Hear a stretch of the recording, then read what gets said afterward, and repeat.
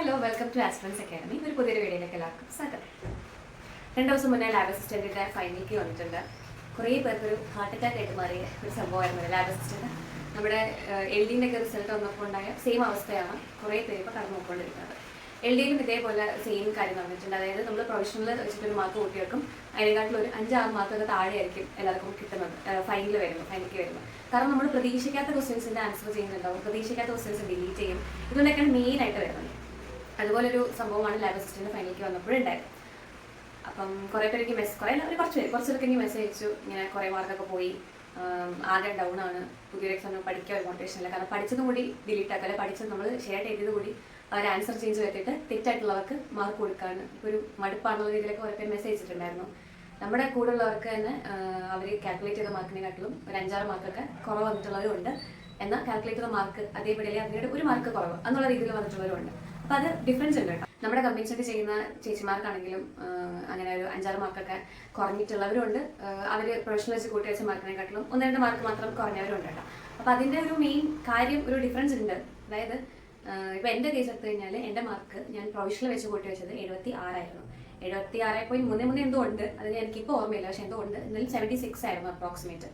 ഫൈനലിലേക്ക് വന്നപ്പം എനിക്ക് വലിയ ചേഞ്ച് വന്നിട്ടില്ല. സത്യം പറഞ്ഞാൽ വലിയ ചേഞ്ച് വന്നിട്ടില്ല. ഒരു 76 +or-1 എന്നുള്ള രീതിയിലായിരിക്കും എന്തായാലും മാർക്ക് വരാൻ പോകുന്നത്. ചിലപ്പോൾ ഒരു മാർക്ക് കുറയാം അല്ലെങ്കിൽ കൂടാം. എൻ്റെ കയ്യിൽ ശരിക്കും പറഞ്ഞാൽ ക്വസ്റ്റ്യൻ പേപ്പർ എൻ്റെ കയ്യിലില്ല, അതുകൊണ്ടാണ് ഞാൻ കറക്റ്റായിട്ട് നോക്കിയിട്ട് പറയാത്തത് കേട്ടോ. ഞാൻ അല്ലാതെ ക്വസ്റ്റ്യൻ പേപ്പർ നോക്കിയിട്ട് ഞാൻ എന്തായിരിക്കും മാർക്ക് കൊടുത്തത്, അല്ലെങ്കിൽ ഞാൻ എന്തായിരിക്കും മാർക്ക് ചെയ്യുന്ന രീതിയിൽ അസ്യൂം ചെയ്തിട്ടാണ് ഒരു ഇതിലെത്തിയിരിക്കുന്നത്. അപ്പോൾ എന്തായാലും എനിക്ക് എന്തായാലും അധികം മാർക്ക് കുറഞ്ഞിട്ടില്ല. കാരണം ഡിലീഷനും ആൻസർ ചെയ്തും കുറേയൊക്കെ എനിക്ക് ഫേവറബിൾ ആയിട്ട് വന്നു. ഒരു കാര്യം അതാണ്. രണ്ടാമത്തെ കാര്യം എന്ന് പറയുമ്പം രണ്ടാമത്തെ കാര്യം ഞാൻ പറയാം, അത് വളരെ ഇമ്പോർട്ടൻ്റ് ആണ്, എല്ലാവരും ചെയ്യേണ്ട കാര്യമാണ്. അപ്പോൾ ഒന്നാമത്തെ കാര്യം ഫേവറബിൾ ആയിട്ട് വന്നു, അത് കാര്യം കറക്റ്റാണ്. അപ്പം ഈ ഒരു എക്സാമിൻ്റെ ഫൈനലിലേക്ക് വന്നപ്പം 2 തരത്തിലാണ് പിള്ളേരെ ബാധിച്ചത്. ഒന്ന്, ചില ആൾക്കാർക്ക് ഭയങ്കരമായിട്ട് ഫേവറബിൾ ആയിട്ട് വന്നു. അതിനൊരു എക്സാം എനിക്കറിയാം, എനിക്ക് മാർക്ക് കൂടിയോണ്ട് മീൻസ് എനിക്ക് മാർക്ക് അധികം കുറഞ്ഞില്ല, പ്രതീക്ഷിക്കാതെ മാർക്ക് കിട്ടി ചിലയിടത്ത്. അപ്പം നല്ല ഫേവറബിൾ ആയിട്ട് ബാധിച്ചിട്ടുണ്ട് ചില ആൾക്കാർക്ക് നല്ല അൺഫേവറബിൾ ആയിട്ടുണ്ട്. പറഞ്ഞില്ല 5-6 മാർക്ക് കുറയെന്ന് പറയുമ്പം അത് ഭയങ്കര അൺഫേവറബിൾ ആണ്. അപ്പം ഇതിൽ ഫസ്റ്റ് ഇൻജസ്റ്റിസ് എന്ന് പറയുന്നത്, നമ്മൾ PSCയുടെ കാര്യം കുറേ പറഞ്ഞിട്ടുണ്ട്. PSC ചെയ്യുന്ന ഇൻജസ്റ്റിസ് എന്ന് പറയുമ്പോൾ അവർ വെറുതെ ഒരു ക്വസ്റ്റ്യൻ ഇട്ടെങ്കിൽ കൃത്യമായിട്ട് ഇടത്തില്ല. അതിന് ചിലപ്പോൾ 2 ആൻസർ ഉണ്ടാവും, അതിന് ചിലപ്പം ആൻസർ ഉണ്ടാവില്ല, ഇങ്ങനെയൊക്കെ ഉണ്ടാവും. പോട്ടെ, നമ്മളൊരു ക്വസ്റ്റ്യൻ ഇടും, ഒരു 100 ക്വസ്റ്റ്യൻ ഇടുമ്പോൾ അതിൻ്റെതായിട്ടുള്ള പ്രശ്നങ്ങൾ വരാം. ഒരു ക്വസ്റ്റ്യൻ പൂളിൽ നിന്ന് 100 ക്വസ്റ്റ്യൻ സെലക്ട് ചെയ്യുന്നതാണ്, അപ്പോൾ അതിൻ്റെതായിട്ടുള്ള പ്രശ്നങ്ങൾ വരാം. അത് ഓക്കെയാണ്, കുഴപ്പമില്ല. പക്ഷേ നമ്മൾ ഈ ഉദ്യോഗാർത്ഥികൾ കൂടിയാണ് ഇപ്പം ഇൻജസ്റ്റിസ് കാണിച്ചുകൊണ്ടിരിക്കുന്നത്. ഇപ്പം ഈ 5-6 ഡിലീഷൻ അല്ലെങ്കിൽ 5-6 മാർക്ക് കുറയുന്നതിൻ്റെ മെയിൻ വേറൊരു റീസൺ എന്ന് പറയുന്നത് നമ്മൾ തന്നെയാണ്, നമ്മൾ ഉദ്യോഗാർത്ഥികൾ തന്നെയാണ്. എന്ന് വെച്ചാൽ നമ്മളിപ്പോൾ ഗ്രൂപ്പ് ഒക്കെ എടുത്തു കഴിഞ്ഞാൽ കാണാൻ പറ്റും. ഇപ്പം എന്തെങ്കിലും എക്സാം കഴിഞ്ഞിട്ട് പ്രൊഫഷണൽ വന്നു കഴിഞ്ഞാൽ എല്ലാവർക്കും കുറെ എന്താണ്, ഈ ക്വസ്റ്റ്യൻ ചലഞ്ച് ചെയ്യണം, എനിക്കിത് മാർക്ക് പോയി, അപ്പോൾ എനിക്ക് ചലഞ്ച് ചെയ്ത് പറ്റും. കാരണം എന്തെങ്കിലും ലൂപ്പ് ഹോൾ കണ്ടെത്തും അവർ. ക്വസ്റ്റ്യനിൽ വെറും മൈന്യൂട്ട് ആയിട്ടുള്ള കാര്യമായിരിക്കും, അതിലൊക്കെ അവർ ലൂപ്പ് ഹോൾ കണ്ടെത്തിയിട്ട് അവർക്ക് മാർക്ക് കുറഞ്ഞിട്ടുണ്ടെങ്കിൽ അവർ പോയി ചലഞ്ച് ചെയ്യും. ഇതാണ് ഇപ്പോൾ കണ്ടുവരുന്ന ഒരു പ്രവണത. അതിലൊരു ക്വസ്റ്റ്യൻ ആയിരുന്നു, നമ്മുടെ തീവ്രദേശീയ പ്രസ്ഥാനമായ പാൻസ്ലാവ് പ്രസ്ഥാനത്തിന് നേതൃത്വം നൽകിയ രാജ്യം. അതിൽ നേതൃത്വം നൽകിയ രാജ്യം സെർബിയാണ് ആൻസർ കൊടുത്തത് പ്രൊവിഷണൽ പ്രകാരം. അത് കറക്റ്റായിട്ടുള്ള ഉത്തരവാണ്. അത് റഷ്യന്റെ സഹായത്തോടെ, റഷ്യന്റെ സപ്പോർട്ടോട് കൂടിയിട്ട് ഈ രാജ്യങ്ങൾ തന്നെയാണ് അതിന് നേതൃത്വം കൊടുത്തിരിക്കുന്നത്. അതിൽ ഞാൻ ഡൗട്ടുള്ളത്, ഇതെന്തുകൊണ്ട് ഡിലീറ്റ് ചെയ്തു. അതിൽ ചലഞ്ച് കൊടുക്കുന്ന ആൾക്കാരുമല്ല, ചലഞ്ച് കൊടുക്കുന്നവർ കറക്റ്റായിട്ട് ആ സോഴ്സ് ഒക്കെ തപ്പിപ്പറക്കിയിട്ടാണ് അതിൽ ചലഞ്ച് കൊടുക്കുന്നത്. ഏതെങ്കിലും സോഴ്സിൽ വേറെ എന്തെങ്കിലും ഇന്റർപ്രിട്ടേഷൻസ് ആകില്ല. എല്ലാവരും ഈ സെർബിയ രാജ്യത്തിലുണ്ട്, സപ്പോർട്ട് ചെയ്ത റഷ്യയാണ്. അപ്പോൾ റഷ്യ ഉള്ളത് ഓപ്ഷനിൽ പോലും ഇല്ല. ഓപ്ഷനിൽ റഷ്യ ഉണ്ടായിരുന്നെങ്കിൽ റഷ്യ വന്നു കഴിഞ്ഞാൽ ഒരു കോൺഫ്ലിക്റ്റ് ഉണ്ടാവാൻ ചാൻസ് ഉള്ള ഒരു ക്വസ്റ്റ്യനായിരുന്നു. പക്ഷെ റഷ്യ ഇല്ല ഓപ്ഷനിൽ, അപ്പോൾ അത് സെർബിയ കൊടുത്താൽ പോരെ.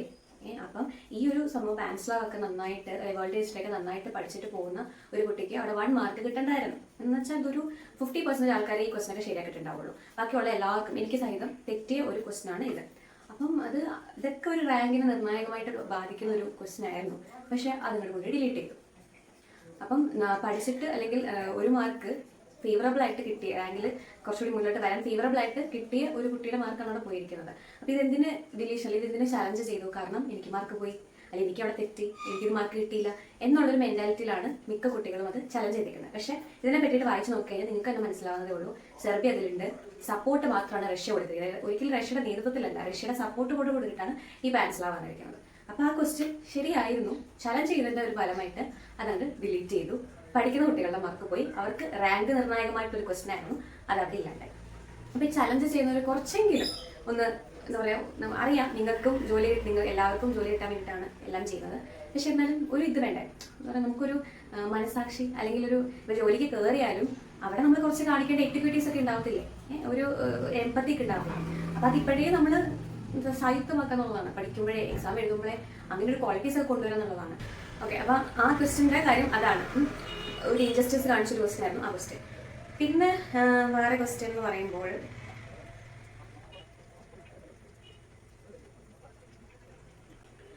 വേറെ ക്വസ്റ്റ്യൻ നമ്മുടെ മാത്സിലോട്ട് വരുമ്പം ഒരു ക്ലോക്കിൻ്റെ ക്വസ്റ്റ്യൻ ഉണ്ടായിരുന്നു. ക്ലോക്കിൻ്റെ ക്വസ്റ്റ്യനിൽ നമ്മൾ ആൻസർ ചേഞ്ച് കൊടുത്തു. അത് പിന്നെ ഒരു ഇൻ്റർപ്രിട്ടേഷൻ, വേറൊരു ഇൻ്റർപ്രിട്ടേഷനിൽ ഇത് ശരിയായി, അങ്ങനെ ഒരു ആൻസർ ചേഞ്ച് കൊടുത്തു. അങ്ങനെ ആ മാർക്ക് എൻ്റെ പോയി. അത് ഞാൻ അതിൽ ഞാൻ ഒന്നും പറയുന്നില്ല, കാരണം വേറൊരു ഇൻ്റർപ്രിട്ടേഷൻ അതിനുണ്ട്, അതുകൊണ്ട് അതിനെപ്പറ്റി ഞാൻ ഒന്നും പറയുന്നില്ല. പിന്നെ ഉള്ളത് ഒറ്റയാനെ കണ്ടെത്തുക. ഈ മിക്ക എക്സാമിനും ഓഡ് വൺ ഔട്ട് എപ്പോഴും ഡിലീഷനാണ് വരാറുള്ളത്. നിങ്ങൾ ശ്രദ്ധിച്ചു കഴിഞ്ഞാൽ അറിയാൻ പറ്റും. അതുകൊണ്ട് എന്ത് ചെയ്യുക, നമുക്ക് ഈ ഒറ്റയാനെ കണ്ടെത്തുക എന്നൊരു ക്വസ്റ്റ്യൻ വന്നു കഴിഞ്ഞാൽ നമുക്ക് എന്താ ആദ്യം തോന്നുന്നത്, പ്രഥമ ദൃഷ്ടിയിൽ നമുക്ക് എന്താ ഒരു ഓഡ് വൺ തോന്നുന്നത്, അതവിടെ എഴുതി വെക്കുക എന്നുള്ളതാണ്. പിന്നീട് അതിൽ കുറേ ടൈം നമ്മൾ കളയാൻ പാടില്ല. കാരണം നമ്മളിപ്പോൾ ക്വസ്റ്റ്യൻ ഇടുന്ന ഒരാളുടെ ഇൻ്റർപ്രിട്ടേഷൻ ആയിരിക്കും, നമുക്ക് ഒരു ഓഡ് വൺ ഔട്ടിൽ കുറേ ഇൻ്റർപ്രിട്ടേഷൻസ് കൊണ്ടുവരാൻ ചാൻസ് ഉള്ളതാണ്. മിസ്സിംഗ് കണ്ടെത്താനും ഓഡ് വൺ ഔട്ട് കണ്ടെത്താനായിരിക്കും കുറേ ആൾക്കാർക്ക് ടൈം പോകുന്നത്. അപ്പോൾ എന്താ ചെയ്യുക, ഈ ഒരു ഓഡ് വൺ ഔട്ടിൻ്റെ കേസിൽ അധികം ടൈം ഇൻവെസ്റ്റ് ചെയ്യാണ്ട് കുറച്ച് യുക്തിപൂർവ്വമായിട്ട് എന്താണോ ആദ്യം തോന്നുന്നത് അതങ്ങ് ഇട്ട് വെക്കുക എന്നുള്ളതാണ് കേട്ടോ. കുറേ ഇൻ്റർപ്രിട്ടേഷൻസ് നമുക്ക് വരാം. എനിക്ക് ശരിക്കും പറഞ്ഞാൽ ഒറ്റനെ കണ്ടെത്തുന്നുള്ളത് തെറ്റായിപ്പോയി. എനിക്ക് തെറ്റായ ഒരു ക്വസ്റ്റൻ ആയിരുന്നു. ഞാൻ വേറെ എന്തോ ആണ് കൊടുത്തത്, എനിക്കിത് പ്രോബ്ലമേ ഇല്ല, ഞാൻ എന്ത് രീതിയിലാണ് അത് കൊടുത്തതെന്ന്. എന്തായാലും അത് ഡിലീറ്റ് ആയി പോയിട്ടുണ്ട്. പിന്നെ അടുത്തത് ഇതുപോലെ ഒരു വെറും ലോജിക്ക് ഇല്ലാത്ത രീതിയിൽ പിള്ളേർ ചലഞ്ച് കൊടുത്ത വേറെ ക്വസ്റ്റനാണ് 2n+5. ഇതാണെങ്കിൽ എക്സിന്റെ വില എന്താണെന്ന്. n+5 എന്തായിരിക്കും കാണാൻ ചോദിച്ചിരിക്കുന്നത്, ആ എന്നിന്റെ വില ആയിരിക്കും കാണാൻ ചോദിച്ചിരിക്കുന്നത്. അവരെന്ത് ചെയ്തു, ആ ക്വസ്റ്റ്യനിൽ എന്നിന്റെ വിലയ്ക്ക് വരും എക്സ് എന്നാക്കി വേരിയബിൾ ഒന്ന് ചേഞ്ച് ചെയ്തു. പക്ഷെ ഒരു ബേസിക് ആയിട്ടുള്ള ഒരു സെൻസ് ഉള്ള ആൾക്കാർക്ക് മനസ്സിലാക്കിക്കൂടെ അവിടെ എന്താണ് കാണാൻ പറഞ്ഞിരിക്കുന്നതെന്ന്. എന്തുകൊണ്ട് ഇത് ചലഞ്ചിന് പോയി, എനിക്ക് മാർക്ക് പോയി, അതുകൊണ്ട് ഞാൻ ചലഞ്ച് ചെയ്തു. ഈ ഒരു മെന്റാലിറ്റിയാണ് എല്ലാവർക്കും ഉള്ളത്. ഇതിൽ മാർക്ക് ഇത് തെറ്റിയോണ്ട് ചലഞ്ച് കൊടുത്തു കുറേ ആൾക്കാർ. അങ്ങനെ ഇതൊക്കെ ഡിലീറ്റ് ആയിപ്പോയി, കാരണം വേരിയബിളിന് ചേഞ്ച് വന്നുകൊണ്ട്. ഇതൊക്കെയാണ് എനിക്ക് ഏറ്റവും കൂടുതൽ എന്താ പറയുക, ഇത് കുറേ പേർക്ക് ശരിയായിട്ടുണ്ടാവും കേട്ടോ, അതും പറയണമല്ലോ. ഇതിനകത്ത് ബേസിക് ആയിട്ടുള്ള ക്വസ്റ്റൻ, വലിയ ടഫ് ആയിട്ടുള്ള ക്വസ്റ്റൻ അല്ല, കുറേ പേർക്ക് ശരിയായിട്ടുണ്ടാവും. പക്ഷെ തെറ്റിയ ആൾക്കാർ ഇത് ചലഞ്ചിന് കൊടുത്തു, അങ്ങനെ അത് ഡിലീറ്റ് ആയി പോവാണ് ചെയ്തത്. അപ്പോൾ അത് ഞാൻ ശരിയായിട്ടാണ് ഞാൻ ആ ക്വസ്റ്റൻ കണക്കാക്കിയെന്ന് തോന്നുന്നു. അവിടെ എന്തൊരു മാർക്ക് പോയി, മിക്കവർക്കും പോയിട്ടുണ്ടാവും. പക്ഷെ അത് ആർക്ക് ഫേവറബിളായി, തെറ്റിയ പിള്ളേർക്ക് ഫേവറബിളായി. എന്തിനാണ് അങ്ങനെ ഫേവറബിൾ ആക്കി കൊടുക്കുന്നത്? കാരണം എന്തായാലും നമുക്ക് അറിവിടെ എന്താ കാണാനുള്ളത്, ആ എന്നിന്റെ വാല്യൂ ആണ്. അത് കണ്ടുപിടിച്ചാൽ പോരെ, അത് ചലഞ്ച് ചെയ്ത് ചെയ്യേണ്ട ആവശ്യമുണ്ടോ സത്യം പറഞ്ഞാൽ.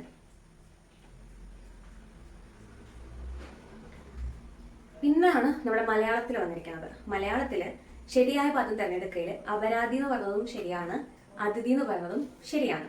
അപ്പോൾ പ്രൊവിഷണലിൽ അവർ അപരാധി എന്നുള്ളതാണ് ശരിയായ ഉത്തരം കൊടുത്തത്. ഫൈനൽ വന്നപ്പോൾ അത് അതിഥിയായിട്ട് മാറി. ഇതിന്റെ ലോജിക്ക് എനിക്ക് ഇങ്ങനെ മനസ്സിലായില്ല. കാരണം നമുക്കറിയാം PYQ ചെയ്യുന്ന ആൾക്കാർക്കറിയാം അതിഥി എന്ന് പറയുന്നത് എല്ലാ ക്വസ്റ്റ്യൻ പേപ്പറിലും വരാറുള്ള ഒരു സ്പെൽ ചെക്കാണ് അതിഥി എന്നുള്ളത്. ശരിയായ പദം തിരഞ്ഞെടുക്കാനുള്ള ക്വസ്റ്റ്യനിൽ 2 ആൻസർ വരുമ്പോൾ സ്വാഭാവികമായിട്ടും നമ്മൾ എന്താ പ്രതീക്ഷിക്കുക, ഈ ക്വസ്റ്റ്യൻ ഡിലീറ്റ് ആയി പോകുന്നാണല്ലോ പ്രതീക്ഷിക്കുക. പക്ഷെ അതിഥിക്ക് ഒരു മാർക്ക് കൊടുക്കുന്നുള്ളതാണ്. ഞാൻ അതിഥിയാണ് എഴുതിയത് കേട്ടോ, അതുകൊണ്ട് എനിക്കത് കുഴപ്പം വന്നില്ല. പക്ഷെ അപരാധി എഴുതിയവരുടെ മാർക്ക് പോവല്ല അവിടെ ചെയ്യുന്നത്. എൻ്റെ കൂടെ ഉള്ള ഒരു ചേച്ചി അപരാധിയാണ് ആൻസർ കൊടുത്തത്, ബാക്കിയെല്ലാവരും അതിഥി കൊടുത്തു കേട്ടോ. അപ്പോൾ ഈ അപരാധി കൊടുത്ത ആളിന് മാർക്ക് അവിടെ പോയി. അപ്പോൾ ഇത് ഡിലീറ്റ് ചെയ്താൽ മതിയായിരുന്നു. പിന്നെ എന്തുകൊണ്ട് ഇത് ആൻസർ ചേഞ്ചിലേക്ക് പോകുന്നത് എനിക്കറിയത്തില്ല. പിന്നെ ഇതുപോലെ ഒരെണ്ണമാണ് നമ്മുടെ as the seed so the sprout. ഈ ഒരു ക്വസ്റ്റൻ ഉണ്ട്. അതിൽ അവർ ആദ്യം കൊടുത്തത് 10 ഗുണം 10 ഗുണമായിരുന്നു. പക്ഷെ ഫൈനൽ വന്നപ്പോൾ വിതച്ചതേ കൊയ്യൂന്നായി. ശരിക്കും വിതച്ചതേ കൊയ്യൂ എന്നുള്ള ആൻസറിന്റെ കറക്റ്റ് ഇംഗ്ലീഷ് എന്ന് പറയുന്നത് as you sow so you, as the seed sow as you sow so as you reap, അങ്ങനെ എന്തോ ഇല്ല, എന്താണ് നിങ്ങൾ വിതയ്ക്കുന്ന എന്താണോ അത് മാത്രമേ നിങ്ങൾക്ക് കൊയ്യാൻ പറ്റുള്ളൂ. ആ ഒരു രീതിയിലുള്ള question as you sow so as U റീപ്പ്, അങ്ങനെ എന്തോ ആണ്. ഇത് സീഡ് എങ്ങനെയാണോ അതേപോലെ അതിന്റെ സ്പ്രൗട്ട് വരുള്ളൂ, അതേപോലെ അതിന്റെ ആ ഒരു പ്ലാന്റ് വരുള്ളൂ. അപ്പോൾ എന്താണ് വിത്തിന്റെ ഗുണം എങ്ങനെയാണോ അതുപോലെ ആയിരിക്കും അല്ലേ അതിന്റെ ആ ഒരു സംഭവം, അതിന്റെ റിസൾട്ട് വരുന്നുള്ളൂ. അത് തന്നെയാണ് അവിടെ ഉത്തരം വരിക. 10 ഗുണം 10 ഗുണം അത് തന്നെയാണ്. പക്ഷെ എന്ത് ചെയ്തു, ഫൈനൽ വന്നപ്പോഴത്തേനും കുറെ പേര് ചലഞ്ച് കൊടുത്തു, അതിന്റെ പരമായിട്ട് ഓപ്ഷൻ ബി ആക്കി. അപ്പൊ ഇതിലൊരു ഡൗട്ട് വന്നതാണ് അല്ലേ, ശരിക്കും പറഞ്ഞാൽ ഇതിന് ആൻസർ ഇതിലുണ്ട്, പക്ഷെ തെറ്റായിട്ടുള്ള ഇതിൽ കൊടുത്തു. ഞാൻ ആസ് സീഡ് സോഴ്സ് ഫ്രോട്ട് കണ്ടപ്പോഴേ ഞാൻ പോയി വിതച്ചതേ കൊല്ലുന്നതിനിട്ട് വെച്ചു. എനിക്കത് തെറ്റായിട്ടുള്ള ഒരു ക്വസ്റ്റൻ ആയിരുന്നു, തെറ്റായിട്ട് മാർക്ക് ചെയ്തതായിരുന്നു. പക്ഷെ ഞാൻ പറഞ്ഞില്ല, എനിക്കത് ഫേവറബിൾ ആയി. ഫൈനലിൽ വന്നപ്പോൾ എനിക്കത് ഫേവറബിൾ ആയി. പക്ഷെ I not happy with it. കാരണം എന്തിനു ഹാപ്പി ആവണം, നമുക്ക് തെറ്റായിട്ടുള്ള ഒരു ക്വസ്റ്റ്യൻ അവരിത് തെറ്റായിട്ടുള്ള ആൻസറിന് മാർക്ക് കൊടുക്കുന്നു, അപ്പം നമുക്ക് മാർക്ക് കിട്ടുന്നു. അതിൽ നമ്മൾ ഹാപ്പി ആവേണ്ട ആവശ്യമില്ല. എനിക്കത് ഞാനത് പറഞ്ഞ് എത്തിക്കണം നടത്തില്ല. ബട്ട് അതൊക്കെ ചെയ്യുന്നത് ഭയങ്കര ഇൻജസ്റ്റിസ് ആണ് ശരിക്കും പറഞ്ഞാൽ. അപ്പം മെയിനായിട്ട് ഈ ഒരു 3 ക്വസ്റ്റ്യനിലാണ് നമ്മുടെ പാൻസ്ലാവും മാത്സിന്റെ മറ്റേ ഡിലീറ്റഡ് ആക്കിയ ക്വസ്റ്റ്യനും അതുപോലെ നമ്മുടെ ഈ ക്വസ്റ്റ്യൻ നമ്മുടെ മലയാളം രണ്ട് ക്വസ്റ്റ്യൻസ്. അപ്പോൾ ഇത്രയും ക്വസ്റ്റ്യൻസിലാണ് ഒരു ഇൻജസ്റ്റിസ് കാണിച്ചത്. ഇത്രയും ക്വസ്റ്റ്യൻസിലായിരിക്കും മിക്ക ആൾക്കാരെ മാർക്ക് പോയിട്ടുണ്ടാകുന്നത്. അപ്പം ഇതിൽ പിന്നെ വേറെ നമ്മുടെ കൊല്ലം കോട്ടപ്പുറം അല്ലേ, കൊല്ലം കോട്ടപ്പുറം അവർ മാർക്ക് മാറ്റിയിട്ടുണ്ട്. അത് പിന്നെ ഓപ്ഷൻ ഡി മുകളിൽ പറഞ്ഞതൊന്നും അല്ലാതെ ഒരു ഓപ്ഷൻ കൊടുത്തു കഴിഞ്ഞാൽ പിന്നെ ഒബിയസ്ലി കുറച്ചും കൂടി ഡീപ്പായിട്ട് പഠിച്ചവർ എന്ത് ചെയ്യും, അല്ലെങ്കിൽ അങ്ങനെ ഒരു ചിന്ത പോകുന്നവർ എക്സാം എഴുതുമ്പോൾ അങ്ങനെ ഒരു വേ ഓഫ് തിങ്കിങ്ങിൽ പോകുന്നവർ ഒബിയസ്ലി ഓപ്ഷൻ ഡി കൊടുക്കും. അതായത് കുറ്റമായിട്ട് കാര്യമില്ല. അപ്പോൾ അതും ഡിലീറ്റ് അല്ല, ആൻസർ ചേഞ്ച് കൊടുത്തിട്ടുണ്ടായിരുന്നു. അപ്പോൾ ഇതിൽ എനിക്ക് എന്താ മാർക്കിൽ വ്യത്യാസമൊന്നും വരാനേ, അല്ലെങ്കിൽ പ്രൊഫഷണൽ കൂട്ടിയിട്ട് പ്രൊഫഷണൽ എന്തുകൊണ്ട് എനിക്ക് കുറഞ്ഞില്ല എന്ന് ചോദിച്ചു കഴിഞ്ഞാൽ അതിൽ രണ്ടുണ്ട് കാര്യം. ഒന്ന് ഞാൻ പറഞ്ഞ പോലെ എനിക്ക് ഫേവറബിൾ ആയിട്ട് വന്നിട്ടുള്ള ക്വസ്റ്റ്യൻസ് ഉണ്ട്. മലയാളത്തിൽ എനിക്കത് കറക്റ്റായിട്ട് വന്നു. പിന്നെ മലയാളത്തിൽ അത് കറക്റ്റായിട്ട് വന്നു. പിന്നെ മാത്സിൽ ഓൾ ഔട്ട് എനിക്ക് വേറൊരു ആൻസർ ആയിരുന്നു. അപ്പോൾ അതും എനിക്ക് കറക്റ്റായിട്ട് കറക്റ്റിൽ ഡിലീറ്റ് ആക്കിയിട്ട് അത് 0.3 എനിക്ക് ആഡ് ചെയ്ത് കിട്ടി. അതേപോലെ അതിഥിയാണ് ഞാൻ കൊടുത്തത്. അതുകൊണ്ട് തന്നെ അതും ഞാൻ തെറ്റായിട്ടായിരുന്നു പ്രൊഫഷണൽ കൂട്ടിയത്. അത് ശരിയായിരുന്നപ്പോൾ എന്ത് ചെയ്തു, എനിക്കത് 1.33 ആഡ് ചെയ്ത് കിട്ടി. അപ്പോൾ അങ്ങനെ കുറച്ച് ഫേവറബിൾ ആയിട്ടുള്ള കാര്യങ്ങൾ നടന്നു. അത് കൂടാണ്ട് ഞാൻ ചെയ്ത കാര്യം എന്ന് വെച്ചാൽ അത് എല്ലാവരും ഫോളോ ചെയ്യുക.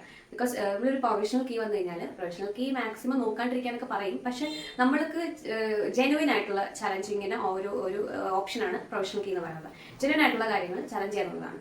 അപ്പം അത് നോക്കാണ്ടിരുന്നു കഴിഞ്ഞാൽ നിങ്ങളുടെ ഒരു ചാൻസാണ്, ചലഞ്ച് ചെയ്യാനുള്ള നിങ്ങളുടെ ചാൻസ് പോയി കിട്ടും.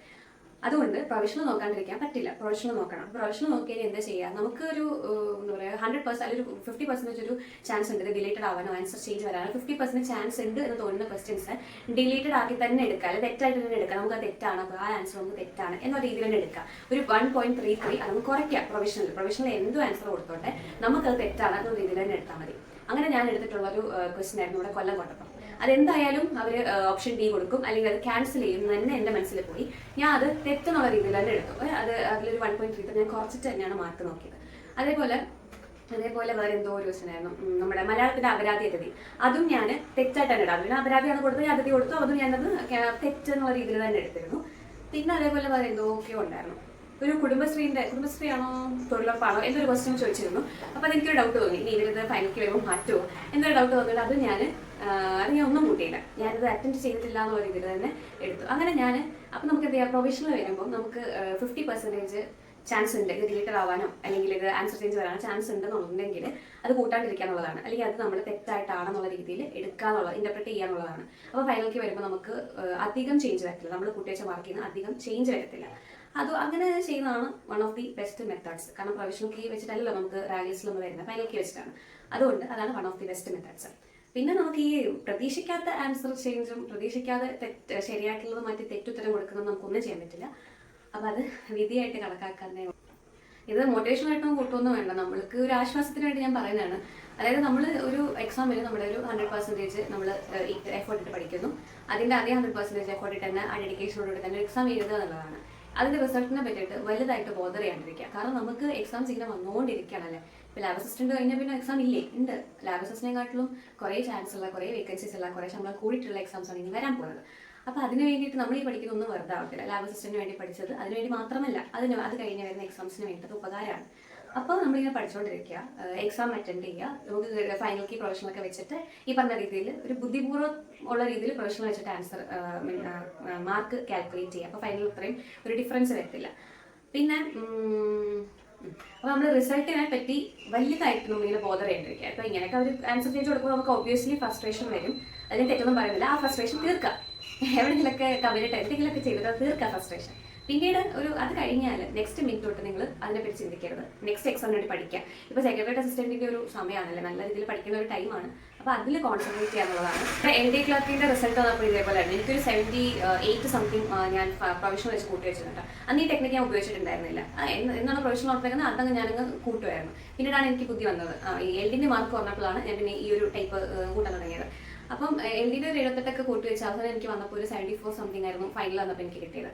അപ്പം അതാണ് ഞാൻ പറയുന്നത്, നമ്മൾ അത് ബോധറാവേണ്ടെന്നുള്ളതാണ്. അങ്ങനെയൊക്കെ സംഭവിക്കാം, എക്സാമാണ്, അപ്പം അങ്ങനെയൊക്കെ സംഭവിക്കാം. അത് ബോധറാവേണ്ട, നമ്മൾ യൂസ്ഡ് ടു ആവുക. ആ PSC ആണ്, ഇങ്ങനെയൊക്കെ ചെയ്യാം എന്നുള്ളൊരു കാര്യത്തിലേക്ക് യൂസ്ഡ് ടു ആവുക. പിന്നെ മാക്സിമം ഈ ചലഞ്ചിന് കൊടുക്കുമ്പം കുറച്ചെങ്കിലും ഒരു ലോജിക്കലായിട്ട് തിങ്ക് ചെയ്യുക. അവനവൻ്റെ സെൽഫിഷ് എന്നുള്ള രീതിയിൽ അവന് തെറ്റി, അതുകൊണ്ട് ഞാൻ എന്തായാലും ചലഞ്ചിന് കൊടുക്കും എന്നുള്ളൊരു മെന്റാലിറ്റി മാറ്റുക, അല്ലെങ്കിൽ ആറ്റിറ്റ്യൂഡ് മാറ്റുക എന്നുള്ളതാണ് വേറൊരു കാര്യം പറയാനുള്ളത്. ഞാൻ ആർക്കെങ്കിലും അങ്ങനെയൊക്കെ ചിന്ത പോകുന്നുണ്ടെങ്കിൽ കുറച്ചെങ്കിലും സെൽഫ്ലെസ് അല്ല, നമുക്കൊരു എറ്റിക്യൂട്ട് ഇല്ല, നമുക്കൊരു ഇതില്ലേ, എത്തിക്സ് അല്ലേ, ഒരു എത്തിക്സ് ഇല്ല, നമ്മുടെ ആ ഒരു എത്തിക്സിൽ നിന്നിട്ട് ചലഞ്ച് ചെയ്യുക എന്നുള്ളതാണ്. ആ ഒരു കാര്യം എല്ലാവരും ശ്രദ്ധിക്കണം. എനിക്ക് PSC മാത്രമല്ല ഈ ഒരു കാര്യം പറയാനുള്ളത്, ഇതൊക്കെ ചലഞ്ചിന് കൊടുത്ത പിള്ളേരുടെ ഒരു മൈൻഡ് സെറ്റും കൂടിയാണ് ഞാൻ പറയുന്നത്. പിന്നെ ഒരു കാര്യം എന്ന് പറയുമ്പോൾ എൻ്റെ മാർക്ക് ഞാൻ പറഞ്ഞല്ലോ 76 ± 1 ആണ് എൻ്റെ മാർക്ക് ഫൈനൽക്ക് അനുസരിച്ച് വരുന്നത്. എൻ്റെ ഡിസ്ട്രിക്റ്റ് തൃശ്ശൂരാണ്. പിന്നെ എത്ര മാർക്കാണ് സേഫ് എന്നൊക്കെ ചോദിച്ചപ്പോൾ എനിക്ക് അതിനെപ്പറ്റിയൊന്നും എല്ലാത്തിനും പറയാനൊന്നും അറിയില്ല. എന്നാലും നമ്മുടെ ഡിസ്ട്രിക്ട് വൈസ് ആയതുകൊണ്ട് കൂടിയിട്ട് എനിക്കൊന്നും 70 ഒക്കെ എന്തായാലും റാങ്ക് ലിസ്റ്റ് വരും. തൃശ്ശൂരിൻ്റെ മാത്രം ഉണ്ടായിരുന്നു കേട്ടോ. 70+ ഒക്കെ എന്തായാലും റാങ്ക് ലിസ്റ്റിൽ വരും. പിന്നെ ബാക്കി ആധികാരികമായിട്ട് നമുക്ക് പറയാൻ അറിയില്ല. 70+ ഒക്കെ നല്ല മാർക്കാണ്. 65+ ഒക്കെ എനിക്കറിയില്ല എങ്ങനെയാണ്, കാരണം വേക്കൻസി അത്ര കണ്ടില്ല. എന്നാലും ഒരു 100+ വേക്കൻസി ഒക്കെ പോകുന്ന പോസ്റ്റ് തന്നെയാണ്.